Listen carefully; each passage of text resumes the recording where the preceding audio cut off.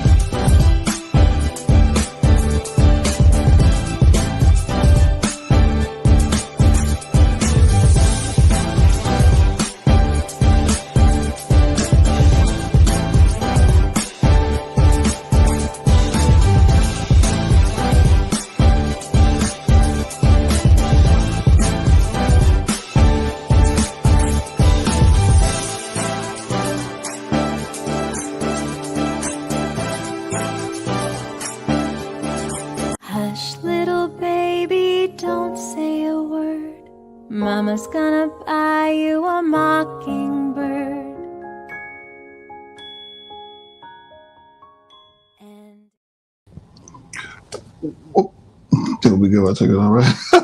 Golly, everything was going perfect right today. Hello. Good to see you guys. Good to see you guys. Happy Sunday. Happy Sunday. Happy.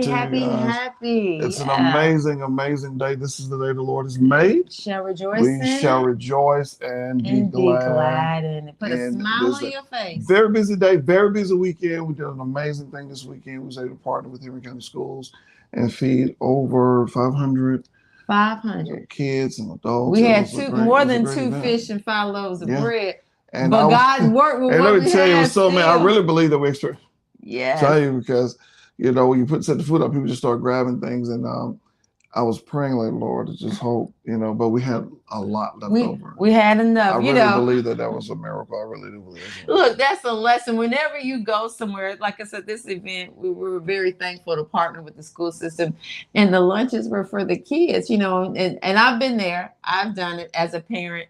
You get one for your kid, but it's supposed to be for the kid that's in attendance. not for that kid plus the kids at the house. So, you know, we were like, Lord, make a way. Because I'm like, they're picking up some extras. You only bought 2 kids. So you got 4 it's 2 kids to you, so you get 3. You got 4 5 lunches. Yeah, 4 or 5 lunches. wow. But God okay. made a way. God blessed. I really believe shout that out to Culinary Arts. Oh, man. Chef Watkins. Yes. Thank you, man. Thank you so much. Couldn't do it without you guys, man. It was such an amazing event. And I'm truly the success team showed up, and our boys, 2 of our boys were there. They helped. They played too. Right. But they helped. So before we I'll come back and I'll talk about that. Then we'll get into the word. Did you talk about my baby? Well, no, let's talk about this first. Well, I know I got to talk about this. So y'all see the shirts, right? Success team. Guys, this shirt right here is the very first shirt that we did in our conference in 2013. Was it 2013? 2013. That's how old that shirt is. Well, you ain't gotta say it like 2013. I have it for memory purposes. And I tried to put my shirt on, but it didn't. She shrunk my shirt. She shrunk it, or I think that's okay. That's okay, because it's in the past. Let's go to Pillow Conversation.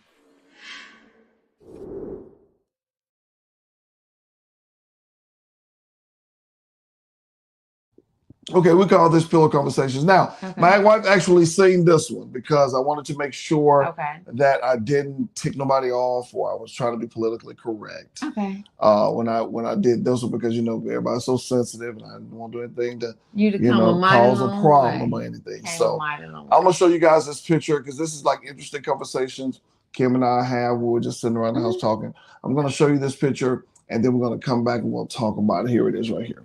So looking at that picture right there, it says, because I raise young men, and we're always trying to show them how to be gentlemen, or even if that's a thing anymore, I'm not sure.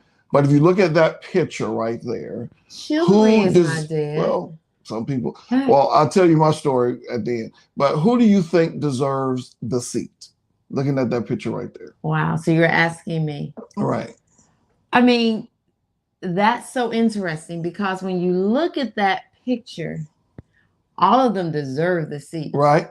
All of them. So, all of them deserve it. All of them have special dynamics that qualify them to get the seat. So then you got to start thinking about equity. Equity is trying to make the field as level as you can. So I said, and now don't get me wrong, and it's all in dynamics, right? I've been pregnant.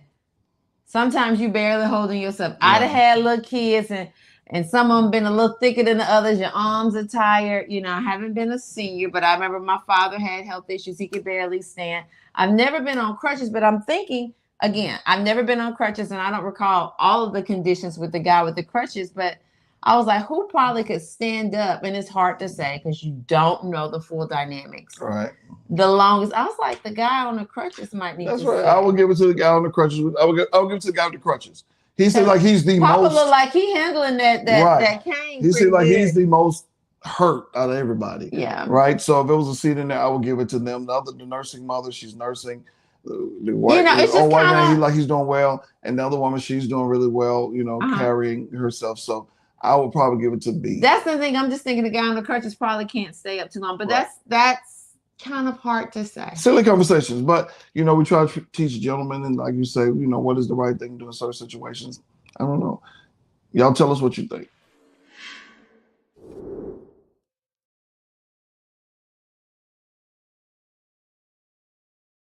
All right, guys, we got an amazing word for you today. We just finished a series and we were talking about the laws that govern marriage. Then when I was preparing this message right here, guys, here's what I want to say. Okay. Before we get started with this message. If you had to rate, like, what is important in the messages that Kim and I have given, like, what is the most significant, if I'm trying to find a starting point in life and say, what is the most significant thing we need to listen to in order to be better? I would say these next 4 to 5 weeks are the most significant. I believe so. I think it's very serious. And let me say why I say that, because this is the message I really believe that changed Kim and I's life for the better. Now, what I'm talking about here now, we've had messages that we heard messages on marriage, preached by Michael Moore, changed our like, man, that's, we used to realize what we're doing wrong. But we first heard this message back in 2003. Mm-hmm. In 2003, we joined a church called Revelation Church in Montgomery, Alabama. When we joined this church, my pastor, his name was Pastor Calvin Washington. He's Apostle Calvin Washington. At that time, Pastor Calvin Washington in 2003 preached this message: the lullabies of Satan. Yeah. The lullabies of Satan. And that message, and the reason I'm saying that is because sometimes in life you will get to a place where you're no longer dreaming again. Yeah, you're no longer thriving again. Your marriage is status quo. Your life is status quo. I call it, you just treading. Right. You're not making any movement. Mm-hmm. And what the danger of that is, and I'm going to get to that in my message, the danger of that is that you would think it's normal. You'll think it's normal. Because you're not you're not drowning. Right. But you also ain't going nowhere. You're not going anywhere. And so many people you can only tread for so long before you lose ground. And here's the thing, Kim, about that. I like what you said about that with treading water, is because some people think as long as my head is above water. We've heard that before. Mm-hmm. Just trying to keep your head above water, trying to make the ends meet, and you will get to a place in your life where you'll think it's normal. And here's the danger of it. You fall into non-resistance. Yes, that's the danger. That's the dangerous place. And you're no longer resisting anymore.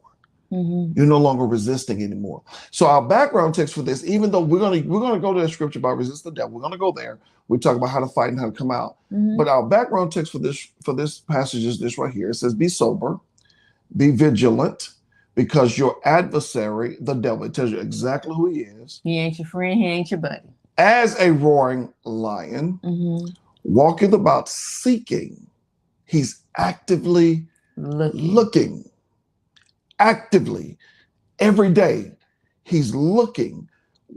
Why is he looking? Because he wants to devour you. Wow. He is not playing. His agenda is very simple. He's actively looking at you now. So when I was looking at that, Kim, when I started preparing this message, I went to YouTube. Okay. And I watched the video because I'm not animal person like that. Daniel, he loves animals. He loves watching animals. Oh, talking of a lion? Oh, a lion. And they just pant and they just rock. Kim, I was watching how he said. And them jokers will pounce on you. He said, I love animals. Just like it said, when you talk about that prowling. They just. And it's. And they creep. And they just. You can't see them. And they talked about the And when they pounce. Yeah. It talked about the smell. It talks about the smell. The lion is so smart. He positions himself where he's upwind. So you can't even smell them. You don't detect them. And they're just pouncing. And I mean, I'm not pouncing. They're just prowling. And they're so stealth-like. And it's just, and how they move. It's just so beautiful and stealth-like. And then all of a sudden. Once you that gazelle or whatever, you let your guard down. It's over. And he goes for it. He said he's looking for whom. He always goes for it. And I know we're not going to get over into animals. But if he goes after a pack, he goes out for one that's got separated from the others. Mm-hmm. And we talk about, the importance of not isolating yourself. And he goes after the one that's weak. They all running, but the one that can't keep up. And what do you mean by that? I'm not talking about in life about somebody physical, but somebody who hasn't taken the time to be in prayer and continue to guard yourself and guard your home and guard your life. He gonna pounce that. Getting involved in all these activities. Where you're distracted. You're distracted. You're distracted from about how you need to handle things in your home and in your marriage. You're distracted. You don't see what's going on with your kids. You're distracted. You're not taking care of your health. You're distracted. You're not handling business. He pounces. Now, and looking at what you just said, it says he's seeking whom he may devour. A lot of times as husbands and wife, you're looking and you're guarding yourself. But your spouse. But your children. Your kids. See, he's seeking. He's watching your home. He's seeking. And he's watching. He's prowling. And he's seeking. And you're so busy out here chasing the dream or chasing whatever. Just distracted with everything. And he's sitting there and he's watching. And at the moment, he pounces and he comes in to devour. Another thing I wanted to explain about this message is a lot of times we think the devil looks like what we see on TV. Scary. We think the devil is like this scary. Think about it. Anything scary. Anything scary that comes your way, you go in the opposite way. Exactly. You're not going to let it get up on you. You're not going to let it in your home. You're not going to let it near your kids. No. You're not going to do that. So the enemy is not going to come at you scary. It's not like that. Because you're going to anything that looks normal, anything that looks abnormal, you're going to back up. You're going to back up from that. Like, wait a minute. See, number one, you got to understand that Satan and his tactics are attractive. That's why the Bible tells us. Clothing. That's why the Bible tells us. He says, "Be wise as a serpent, harmless as a dove, and harmless as a dove." The Bible tells us. He said to be slow to speak, but quick to listen. He said, "Give soft answers to turn away wrath. Don't give grievous words, contention." He said, watch and pray. Keep your eyes open. Keep your eyes. See, now close your eyes. The end it's not. Listen to it. Listen. The enemy is not the wolf horn. No. Can I tell a story? Go ahead. And this is not necessarily as we're getting into about marriage. We're just talking about being on your guard. I remember. But we're laying the groundwork for. We're laying the groundwork, and people used to. When we had the church back in Prattville, I used to watch people. People would come in and just leave their kids and walk off, and I would tell people, it's our ministry. And I watched my kids, and I said, people will come and they let their guard down. Yes. I said, the church is a hospital too. People will, as the co-pastor of the church, my husband knew at any given time, I was subject to get up and walk, and I walked to see what's going on. You was a co-pastor? You was a co-pastor? Well, you know, they said women can't preach. Okay, well, that's another service for another day. I heard that on YouTube the other day. Hey, whatever. Lord have mercy. They ain't read anything about it. They ain't even read the Bible. Well, listen, I don't care what was going on in the service. If I felt the need to walk and go see what was going on with my kids, and I'm one of them tiptoe mamas, you don't know I'm coming. I'm a gently come up because I want to hear what's going on. But that's because I understood you watch and you pray. The Bible says your adversary, the devil, is like a roaring lion. He's talking about the characteristics of how the lion hunts. He's like this, and he's seeking. If the gazelle knew exactly where the lion was, he wouldn't keep eaning right there. Exactly. We keep saying gazelle, but the antelope, the whatever they eat. The one I saw today, they hunted a ox. So the lions jumped on the ox and killed. Let me make 2 points. I know you guys are they caught up on this lion, but if you ever watch a lion, the lion patiently waits. He waits. He pays for that door. He waits for. So the opportunity. Now we're talking church now. Opportunity. The enemy will lie in wait for the opportunity. The other thing, when he catches the animal, because sometimes he goes after animals that are bigger.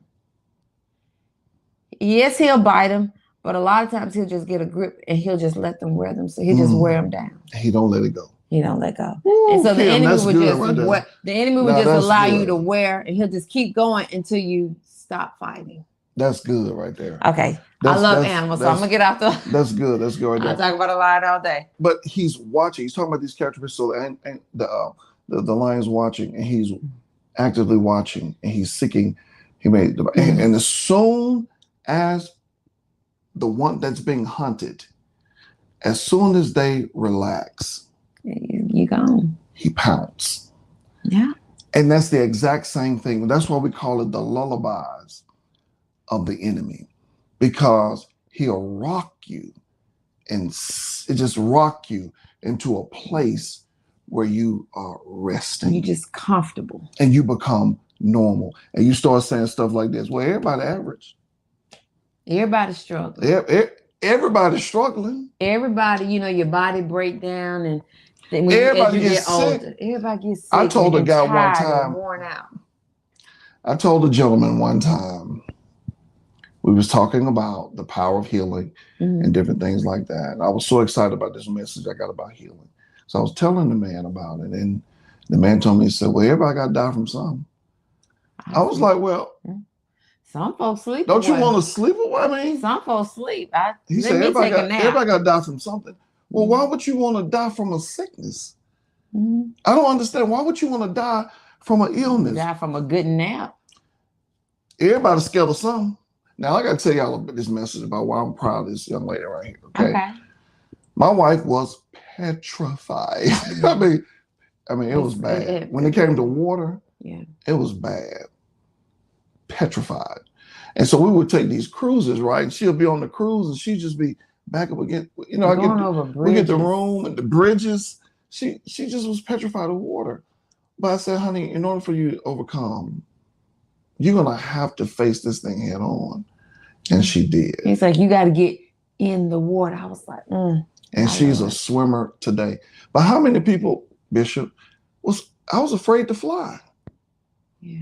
For years. Acted For years. I remember one time I had an opportunity to go to Las Vegas. Everything paid for. My room, my flight, my meals, everything was paid for. They said, you just got to fly. And I was like, no, I'm going to just drive. I said, Johnson, Vegas. But one thing scared me worse than flying, and that was dying. Because I was talking to my pastor about it. He said, well, now you got to go through this particular area. He talked about this area, and he was like, he said, kind of rough. He said, you might not make it out of that. I was like, he said, man, it's going to take you 2 days to get through Texas. That's what he told me. It's going to take you 2 days to get through Texas. He said, man, just fly. Anyway, man, I was so scared. Oh, my knees was knocking. I finally got on the plane, flew to Vegas, had the time of my life, and then realized I got to fly back.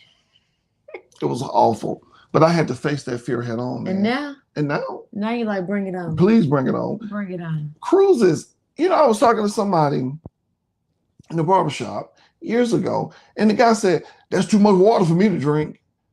Who's drinking cruise water? I don't understand the rationale that a lot of black men go to the hospital, man.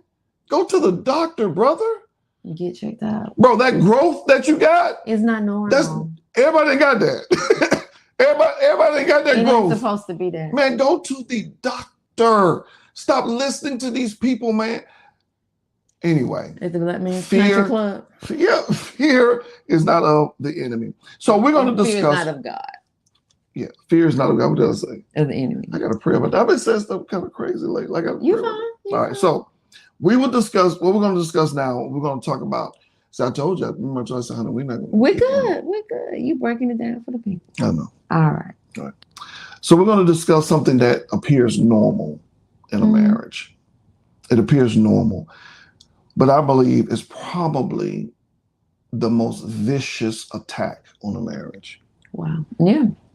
And the reason I say that, and I'm going to get into it deeper, it's vicious because if you don't recognize dig it out and address it, if you don't do that, it'll destroy your marriage. It'll destroy your marriage. It'll destroy children. It'll destroy your marriage and everything that's attached to it. It'll destroy churches. Yeah. And that is the spirit of strife. Yeah. Now we call everything a spirit, but this, I think, it's a vicious, vicious, vicious spirit. And people don't understand the seriousness of strife. I called it. I don't even think people recognize it sometimes. Right. They just know, sometimes they just be like, it's just something's off, something ain't right. Something's off. And I can feel an undercurrent. I like what you just said right there, because she was going back and forth about what the name of the song. And see, she thinks she the leader. I'm the leader. And so I came over, I said, she called it an undercurrent, same thing. I just said a rip current. The reason I called it a rip current is because a rip current, when you go swim in the ocean have these currents that run underneath the regular calm water. Oh, sweet. So it's calm. It's very calm. And you have to really be careful, especially when you go to the beach and stuff like that. You have to really, really, really be careful. The reason I called it a rip current is because everything looked normal on the surface. It looks normal. But all of a sudden, you'll get caught up in this rip current, and it'll pull you way out to sea. The reason I called it a rip current was for 3 reasons. Number one, I called it a rip current because, number one, people don't realize it's there. Yeah. If they see it and they can recognize it's there, they know something ain't right. But just think about it, they dive, they get in the water. Right. So they don't know it's there. They don't know it's there. You don't know it's there until, and people have made it out. That's, but you don't know it's there until it's too late. Kim, I was watching this show the other day. And it's one of them shows that you watch that I hate that you watch. At the end when they tell you sit there and spend 5 hours of your time. No, I'm just joking. But you spend all the time watching the show, and then they say, and they never called them. Guys, I'm the kind of person, I want to see happily ever after. The villain lost. The other people won. I want to see that. I don't want to see. So anyway, this group of college students, Cam, they go swimming in this rafting water. This kid jumps in, and he's swimming, and the current is just taking him away. He's swimming, and then at the end, you know what they said? That was the last time they saw him alive. Y'all, I was like, why did I just watch that? But that's what strife does. You don't see it's there, but then all of a sudden you experience a rage from your spouse. You experience this resentment years into the marriage. You don't even know what it's about. You experience this competition, this headbutt. You don't even know where it's coming from. You can't put your hand on it. But just like a rip current, all of a sudden it is taking you way away from the original argument, way away from the original intent of marriage, way away from everything. And the reason I call it and it pulls you deeper and deeper. The second reason I call it a rip current is because the average swimmer, they don't know what to do. Yeah. Because the guy that jumped in, they said, this is the last time we saw him alive. They said he was a pretty good swimmer, but he didn't know what to do in that situation. And that's how it is with this rip current of strife. You're in it, but you don't even know what's causing this anger. Let me add to that. If you study rip currents, and I've heard them about, they said it's certain things that you do. That's what we're finna get to next. It's certain things that you do, a certain way you gotta swim parallel to it's certain things you gotta do to break free. Yeah. Even if you're a good swimmer, it's things that you don't generally do. It's certain things you do to break free. And if you don't know, you don't get free. The same thing with strife. It's certain things you got to do to break that. And if you don't, you'll drown. Yeah. And it pulls you away. Most people don't know what to do. And then the third thing it says was, you can't fight against it. So you can't fight strife with strife. Mm-hmm. You can't meet that brute force with brute force. Mm-hmm. So the only way you get out of a rip current is that when the current is pushing you away, you ride the current and you swim away from it. Mm. That's the only way you ride it and then you swim away from it. So what does it mean? You have to get to a place where you say, you know what? I'm not going to swim away from it. I'm not going to let strife in my life. In any kind of way. I'm going to stay away from that. I'm going to stay away from this because this thing goes. So whatever I have to do to make it work, whatever I have to do to fix it, whatever I got to do, I'm going to do that. You can't fight it. You can't fight it with strife. You can't fight it with force. You can't fight it that way because it's so. What is it? A root of bitterness. Yeah. You got to get down to the root of that thing, and the only way you get down to the root of that thing sometimes is through the power of deliverance, forgiveness. Because think about when you said that root of bitterness, and a lot of times with strife, it grows. Right. And so if you don't get down to the root of that, you might just be, I like to garden and I like flower. You might be picking something off the top. But if you ever dealt with a weed, you can go out there and just, cut the top off. It's coming back up. It's coming back up. You can go and trim it down again. It's coming back up. And that's what happens. Until you get down and you pull all those roots up, it's going to keep coming and it's going to keep coming.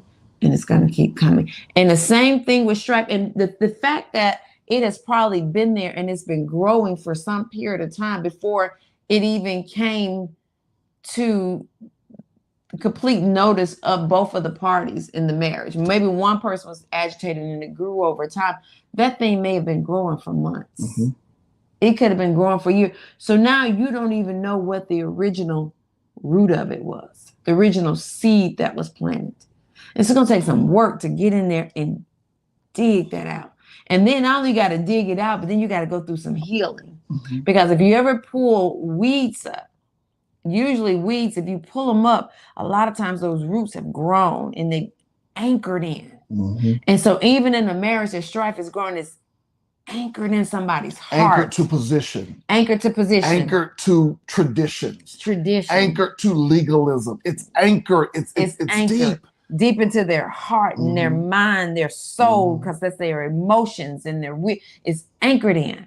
And when you dig a root out, if you ever just dug one out, you snatched one out, it usually rips the ground up around it. And nobody likes their grass. So now you got to go and kind of clean it and patch it up. The same thing you got to do. You got to do some work. You can rip it up, but then it's a hole there. You got to heal that. You got to believe God for healing. Restored. And it has to be restored. It has to be restored. Guys, I'm gonna give y'all just the definition. Next week we'll come back and we'll talk about the types of strife and then how it comes in. Because like I said, if all of the messages that we minister, guys, I really want y'all to get this. Get this one. We're gonna take our time with this. I don't care how long it takes for us to get this out. I really believe that you can be delivered. Yes, you can. If you fix this one, it'll heal your marriage. It'll heal your church. It'll heal your home. It'll heal your business. It'll heal it. People wonder all the time. They say, well, Doc, why are you so easy going? Because see, I ain't finna let that, not strife. I'm not finna let that. Now, I can get upset. I'm normal. I can get all that stuff, but not that bitterness and this strife. You got that current, that toxic undercurrent going on in your home. So what is strife? Strife is selfishness or selfish ambitions that leads to contention. It's a subtleness, undercurrent that's there that causes contention. And that's what we're going to start at next week. It's a subtleness. That's where it starts right there. But I want to close with this story because like I told you, as a selfish ambitions or a selfishness, it's a subtleness. It's something there. It's a subtleness that's there, but it's underneath the curtain. I want to close with a story. Years ago, my dad told me. He came from a denominational church. And the reason I was saying it because I put that picture of you shouting, you act like you shouting. And so on Facebook, and then my cousin May said, Bishop so-and-so would be really proud of you, right? I got to go back on Facebook and look at the comments. Right. That was one of, and people don't understand, that was one of the biggest Pentecostal groups in Alabama at one time. where my father, that ministry, where they came from. You know what destroyed it? Let me guess, Strife. Strife. My father told me, he said, man, we had one of the biggest Pentecostal movements in Birmingham. He said, but we could not agree on baptism. One faith, one Lord, one baptism. He said we could not come to an agreement. And because of that, it was splintered and fractured into different segments. Segments. But we're going to talk next week. That's the same thing happened to Paul. The Bible says, separate them for the work that I've called them to. And when he talks about that, we always look at that part, but it was something that led to that, that separation. And a lot of times God's will cannot manifest in the earth because of these differences, this strife, because of all of that. We put it in our politics. Guys, we are the church of the living God. The world is here. We're supposed to be here, but we've come down now and we are, I don't know what's going on. We allow some of the same things. Kim, I was thinking about this the other day. I said, Lord, if I wasn't Christian, just if I wasn't Christian, I didn't know anything about God, Jesus, faith, anything like that. It would be hard for me to be a Christian because I see some of the things that you see. Because of what I see.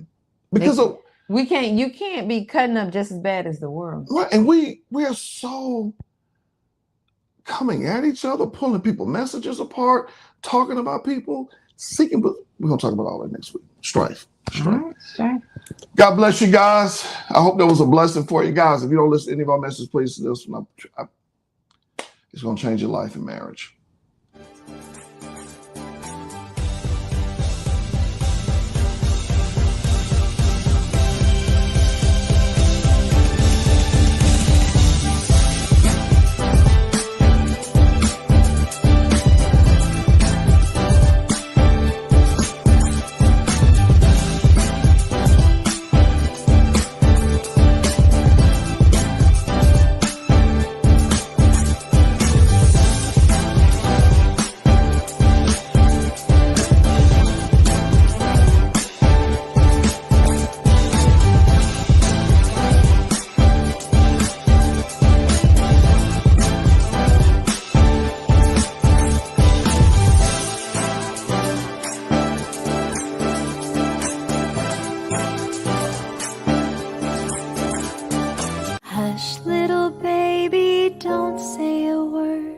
Mama's gonna buy you a mockingbird.